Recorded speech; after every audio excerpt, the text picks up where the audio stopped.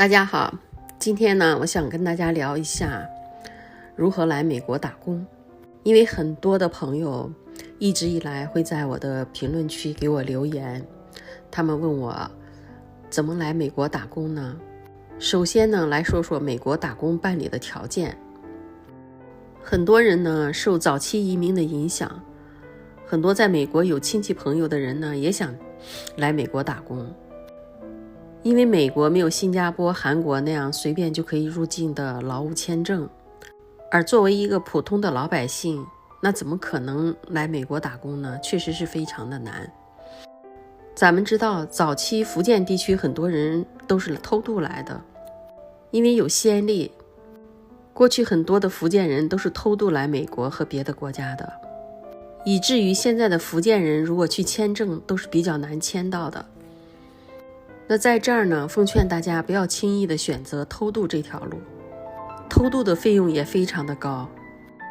早期很多福建人偷渡来到美国，那很多人可能都知道，他们偷渡的费用非常贵，大概都在50万人民币左右。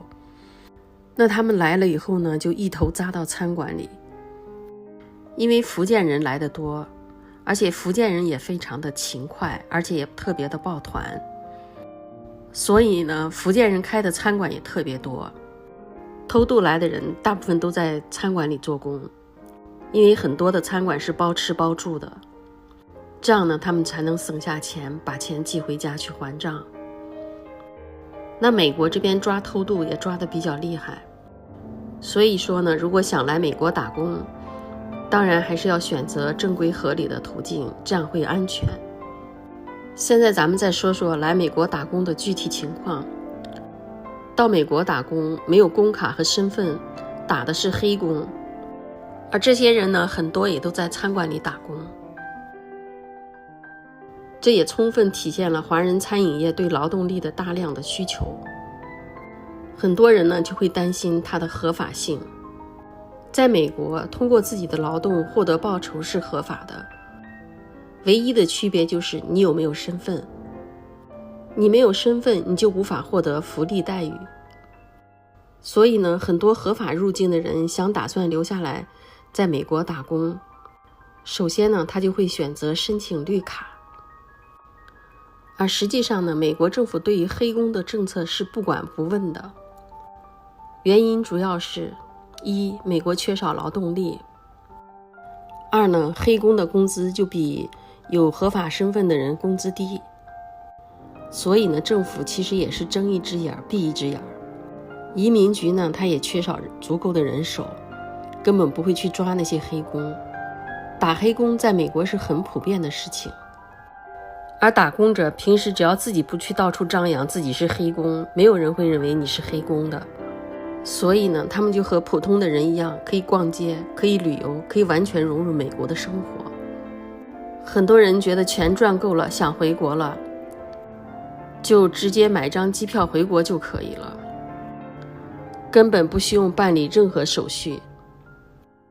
如果护照过期了或丢失了，就可以去当地的大使馆去办理护照就行了。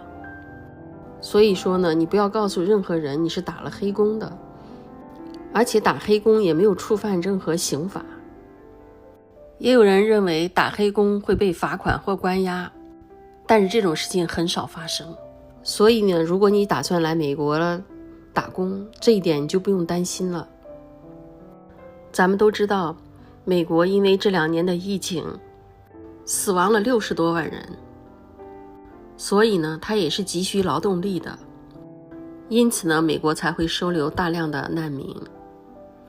就好像美国紧挨的这个墨西哥，它那个国家就比较的穷。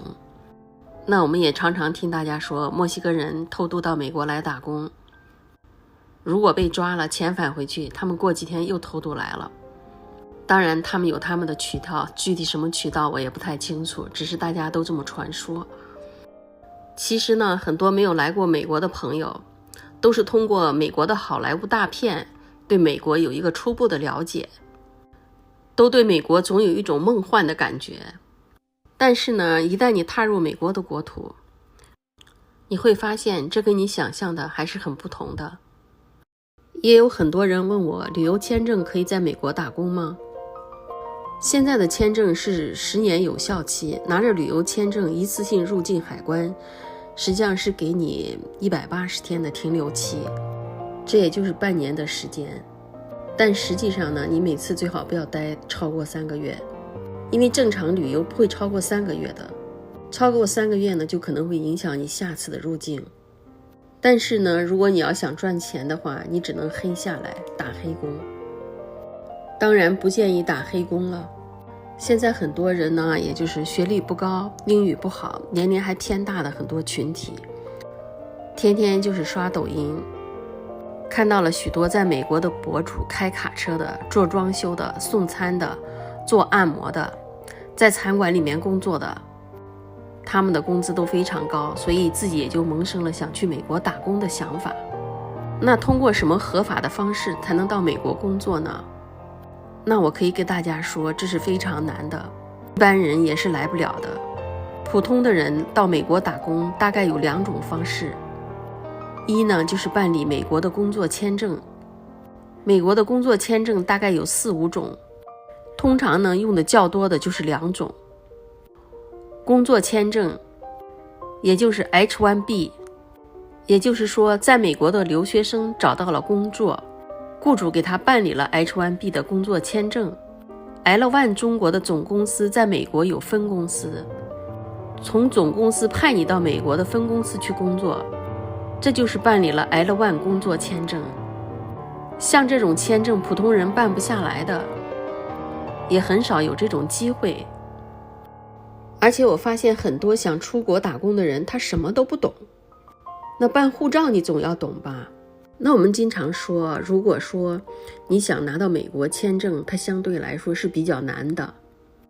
所以呢，想拿到美国签证的朋友，你最好先去，比如说泰国啦、新加坡啦、马来西亚啦去旅游一下。然后呢，你再去韩国、日本或者欧洲去旅游一下。这样呢，你的护照含金量也会大大的提升。那你再想拿到美国签证，相对来说会容易一点。如果你哪个国家都没去过，第一站就想来美国，那相对会很难，尤其是作为一个普通的老百姓来说，是非常困难的。美方的签证官拒签的对象，大部分都是30多岁的单身男女，护照是白本，哪都没去过。你在国内也没有固定的经济工作收入的，没有房的，没有车的，都很容易被拒签。值得一提的是，如果你被拒签了，差不多5年之内你都会被拒签的，不用白跑。据说他们会保留这些签证记录7到10年。